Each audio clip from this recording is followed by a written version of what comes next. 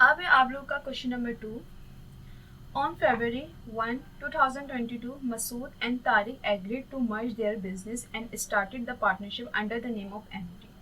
अब मसूद एंड तारिक अपने बिजनेस को मर्ज कर रहे हैं, ठीक है, और पार्टनरशिप बना रहे हैं एमटी के नाम से, ठीक है।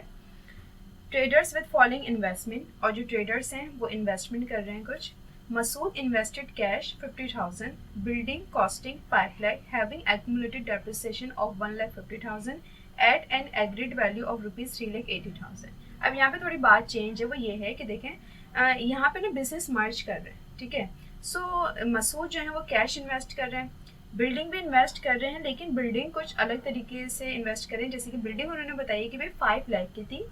Having accumulated depreciation, accumulated depreciation क्या होता है, वो ये बता रहा होता है कि ये कोई भी फिक्स एसेट वो इन्वेस्ट कर रहे हैं तो वो इतना यूज हो चुका है, ठीक है।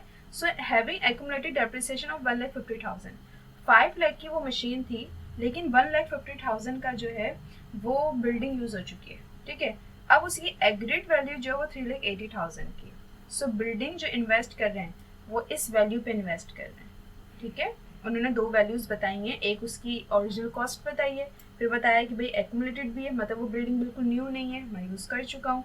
लेकिन फिर अब एग्रीड वैल्यू जो वो 3,80,000, तो जो एग्रीड वैल्यू होगी ना उस अमाउंट पे हम एंट्री बनाएंगे। जैसे कि हम मसूद की अगर जो एंट्री बनाए इन्वेस्टमेंट की, तो जो एग्रीड है, फॉर एग्जाम्पल बहुत से एसेट जो है वो इन्वेस्ट कर रहे होते हैं तो उसकी कुछ कॉस्टिंग भी होती है, कुछ एग्रीड वैल्यू भी होती है। सो हम एग्रीड वैल्यू को जो है वो कंसिडर करते हैं और एंट्री भी हम एग्रीड वैल्यू की बेस से बनाएंगे, ठीक है। एंड मर्चेंडाइज ऑफ ₹90,000, मर्चेंडाइज भी इन्वेस्ट कर रहे हैं। Account payable worth 60,000, out of which 1/3 was accepted. Account payable का मतलब है कोई लाइबिलिटी भी है जो 60,000 की है, लेकिन उसका 1/3 जो है एक्सेप्ट कर रहे हैं, मतलब सिर्फ 1/3 जो है वो न्यू पार्टनरशिप में ला रहे हैं। सो 60,000 का 1/3 ले लेंगे, मतलब 60,000 को आप डिवाइड कर देंगे 3 से। सो आपको पता चल जाएगा कि कितना अकाउंट पेबल जो है वो एक्सेप्टेड है न्यू पार्टनरशिप के लिए। बाद में जो तारीख है वो इन्वेस्ट करें इक्विपमेंट 2 लाख का and merchandise worth of ₹1,20,000 and the sufficient cash to make his capital to that of Masood. तारीख कह रहे हैं कि मैं 2 लाख का इक्विपमेंट ला रहा हूँ, 1,20,000 की मर्चेंडाइज ला रहा हूँ, कैश भी ला रहा हूँ, लेकिन जितना भी कमी होगी, जैसे कि सबसे पहले हम मसूद की एंट्री बनाएंगे, हम मसूद का कैपिटल देखेंगे, भाई कितना इन्होंने कैपिटल बनाया अपना, ठीक है, कितने से इन्होंने इन्वेस्टमेंट करी, बिल्कुल बराबर वही लाएंगे तारीख। जितने भी फॉर एग्जाम्पल 5 लाख का अगर मसूद का कैपिटल बनता है तो तारिक भी 5 लाख ही इन्वेस्ट करेंगे, ठीक है। उस 5 लाख में से ये होगा कि भाई 2 लाख का जो है वो इक्विपमेंट लिया है, ठीक है, मर्चेंट है 1,20,000 का, तो 5 लाख में से जो है दो चीज़ें इन्होंने इन्वेस्ट कर दी, फिर भी कुछ अमाउंट है जो कमी हो रही है, मतलब डिफरेंस आ रहा है, तो जितनी भी कमी होगी उतना वो कैश इन्वेस्ट करेंगे। तो फिर जब हम जो एंट्रीज बनाएंगे तो उससे हमें पता लगेगा कि मसूद कितनी इन्वेस्टमेंट कर रहे हैं, क्योंकि तारीख बिल्कुल इक्वल लाएंगे मसूद के, ठीक है। उसके बाद रिक्वायर्ड में हमसे कहा गया प्रीपेयर जो entries for the above investment, ठीक है। एंड सेकंड में कहा गया प्रीपेयर इनिशियल बैलेंस शीट कहेंगे, ओपनिंग बैलेंस शीट कहें, वो बात एक ही है, of the firm on Feb 1, 2022, ठीक है। हमें बैलेंस शीट भी प्रिपेयर करनी है, जनरल एंट्रीज भी प्रिपेयर करनी है। सो आए जनरल एंट्रीज सबसे पहले हम प्रिपेयर करते हैं। जनरल एंट्रीज के लिए आपने नेम लिखा है, यहाँ पे पार्टनरशिप का जो नेम था वो था MT ट्रेडर्स, ठीक है, यहाँ पे जो था MT traders. General entries for the month of Feb 1, 2022 की हम जनरल एंट्रीज बना रहे हैं। Serial number, particular, posting reference, debit and credit column हमने प्रिपेयर करा। सबसे पहले हम मसूद के इन्वेस्टमेंट को रिकॉर्ड कर दें। मसूद ने कैश इन्वेस्ट करा था 50,000 का, बिल्डिंग इन्वेस्ट करी थी 3,80,000 की, मर्चेंडाइज इन्वेस्ट करी थी 90,000 की, अकाउंट पेबल भी वो ला रहे थे, क्योंकि इन्वेस्टमेंट के साथ वो अकाउंट पेबल भी ला रहे थे। तो अकाउंट पेबल की नेचर जो वो क्रेडिट है, तो क्रेडिट साइड पे वो रिकॉर्ड होगा। So account payable credit side पे हमने ये करके लिखा कि 60,000 का 1/3 लेना है। तो क्या करेंगे, 60,000 को आप डिवाइड कर देंगे 3 से, तो आएगा 20,000 कि अकाउंट पेबल 60,000 का था, लेकिन एक्सेप्ट जो हुआ है वो सिर्फ 20,000 का हुआ है, तो हमने 20,000 यहाँ पे क्रेडिट साइड पे लिख दिया। अब हमने क्या करा, अब मसूस कैपिटल, ठीक है, जो चीज़ भी इन्वेस्ट करते हैं वो डेबिट साइड पर आती है, लेकिन अगर कोई चीज़ ला रहे हैं अपने साथ और उसकी नेचर क्रेडिट है तो क्रेडिट साइड पर आएगी। फिर उसके बाद लास्ट होता है कैपिटल, मसूस कैपिटल, क्रेडिट साइड पर हम ये कर रहे हैं 5 लाख का। 5 लाख आप लोग सोचेंगे किस तरीके से है, देखें डेबिट साइड को आपने प्लस करा और उसको 20,000 से माइनस करना है, ठीक है। अगर जब आपके पास कोई क्रेडिट साइड की कोई अमाउंट नहीं होती है, तो बस आप क्या करते हैं, डेबिट साइड को टोटल करते हैं और क्रेडिट साइड पे आप कैपिटल में वो अमाउंट लिख देते हैं। लेकिन यहाँ पे अकाउंट पेबल भी है, आपने तीनों को प्लस करना है, 20 से माइनस करना है, सो आपके पास जो मसूद कैपिटल होगा वो आ जाएगा 5 लाख का। तो to record investment of Masood, ठीक है। सेकेंड में तारिक इन्वेस्टमेंट को रिकॉर्ड करते हैं। तारिक ने इन्वेस्ट करा इक्विपमेंट जो कि 2 लाख का है, फिर मर्चेंडाइज बनाया 1,20,000 की, लेकिन कैश भी इन्वेस्ट करा था, लेकिन नहीं अमाउंट हमें दी गई थी इस क्वेश्चन में कि वो कितना उन्होंने कैश जो है वो इन्वेस्ट करा है। तो वो हमें कैसे पता चला, क्योंकि मसूद का कैपिटल था 5 लाख। अब तारिक जो है वो बिल्कुल मसूद के इक्वल लाएंगे कैपिटल, तो तारिक भी 5 लाख ही लेके आएंगे, ठीक है। तो हमने क्या करा, इक्विपमेंट मर्चेंडाइज डेबिट साइड पे लिखा और कैश भी लिख देंगे, क्योंकि कैश भी इन्वेस्ट करा है, लेकिन कैश के अभी अमाउंट नहीं लिखिएगा आप लोग, क्योंकि आप लोग को पता ही नहीं कि कैश में कितनी अमाउंट जाएगी। क्रेडिट साइड पे आप तारिक कैपिटल लिख देगा 5 लाख का, ठीक है। अब हम ये कैपिटल किस तरीके से लिखते हैं कि हम डेबिट साइड को प्लस करते हैं, क्रेडिट साइड पे वो अमाउंट लिख देते हैं, ठीक है। अब यहाँ पे हमारे पास सिर्फ 2 लाख और 1,20,000 है, तो हमने क्या करा कि इन दोनों अमाउंट को 5 लाख से माइनस किया, कि क्रेडिट साइड तो हमारी 5 लाख की है, लेकिन डेबिट साइड पे जो है वो ये हो रहा है 3,20,000 से जो है वो डेबिट साइड पे। तो 5 लाख का कैपिटल लाने के लिए हमें 1,80,000 की नीड थी, तो उतना ही तारिक जो है वो कैश लेके आएंगे। सो यहाँ पे हमने ये माइनस करके लिखा कि 5 लाख जो है वो तारिक को लाना था, लेकिन इन्होंने सिर्फ इक्विपमेंट एंड मर्चेंडाइज इन्वेस्ट करी जो कि 3,20,000 की थी। तो हमने दोनों अमाउंट को माइनस किया, तो कैश की जो नीड हो रही थी वो है 1,80,000 की, क्योंकि इन्होंने कहा था सफिशिएंट कैश। सफिशिएंट कैश का मतलब होता है जितनी भी ज़रूरत होगी उतना वो कैश लेके आएंगे, ठीक है।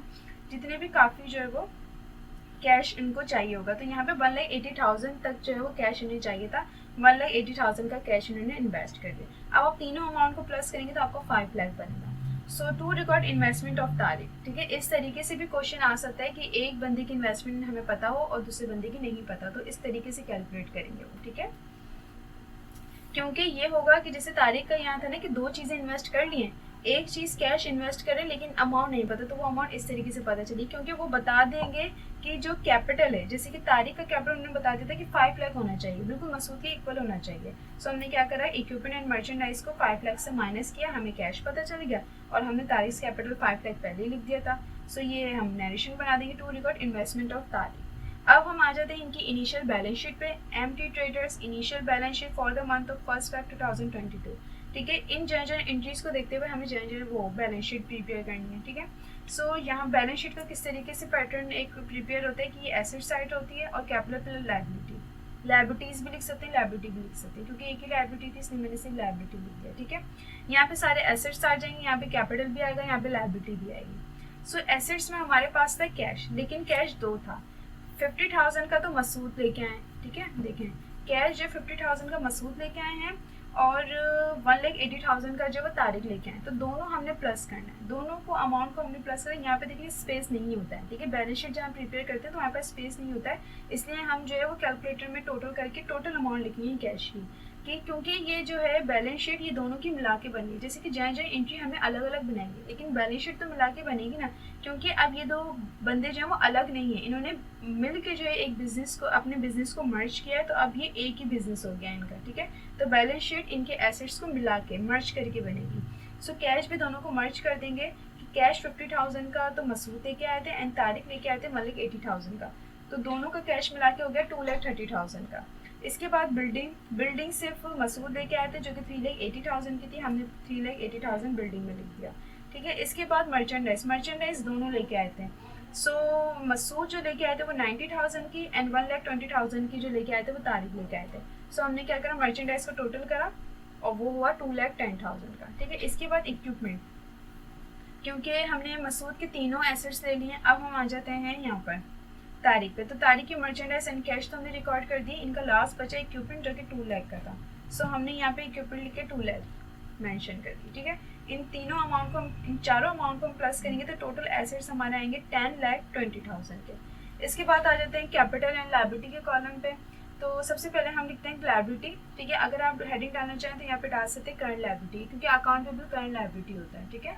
सो यहाँ पे भी आप एसेट्स की अगर हेडिंग डालना चाहें तो आप डाल सकते हैं, क्योंकि कैश एंड मर्चेंडाइज जो वो करंट एसेट है एंड बिल्डिंग एंड इक्विपमेंट जो वो फिक्स एसेट है। तो आप इस तरीके से हेडिंग डाल के भी कर सकते हैं कि करंट एसेट अलग लिख दिए, फिक्स एसेट अलग लिख दिए, और आप इस तरीके से मर्ज भी लिख सकते हैं। ठीक है, देखिए अकाउंटिंग में ना अगर 4 लोग हैं और 4 लोग एक ही क्वेश्चन जो है वो सॉल्व करें, तो वो चारों बंदे जो है वो अलग तरीके से सॉल्व करेंगे, लेकिन उनका आंसर सेम है। ठीक है, फॉर एग्जाम्पल ये बैलेंस शीट जो है वो 4 लोग बैठ के बना रहे हैं और अलग अलग तरीके से, लेकिन ये जो अमाउंट है ना कि total assets and total equities की, वो हम चारों बंदों की सेम आएंगी। ठीक है, सो अकाउंटिंग में बहुत से तरीके होते हैं क्वेश्चंस को सॉल्व करने के लिए, लेकिन उनके आंसर सेम आते हैं। ठीक है, तो आप जिस तरीके से आप लोग बैलेंस शीट बनाते हैं सेम आप लोग वैसे ही बना सकते हैं। ठीक है, हेडिंग्स वगैरह डाल के।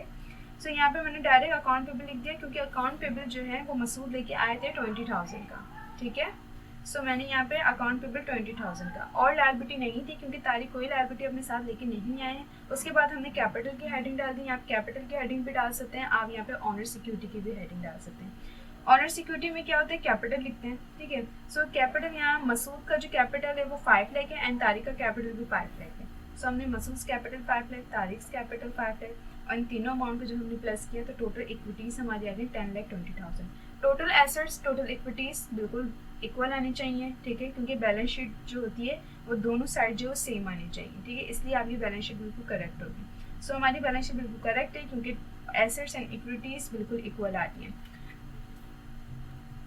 सो आपका क्वेश्चन नंबर 2 जो है वो कंप्लीट हो गया है। इसमें आपसे जहाँ जहाँ एंट्रीज भी पूछी गई हैं एंड बैलेंस शीट भी पूछी गई है, और किस तरीके से पार्टनरशिप फॉर्मेशन की बैलेंस शीट प्रिपेयर होती है वो भी बता दिया है। ठीक है, ये आपका क्वेश्चन नंबर 2 कंप्लीट हो गया है।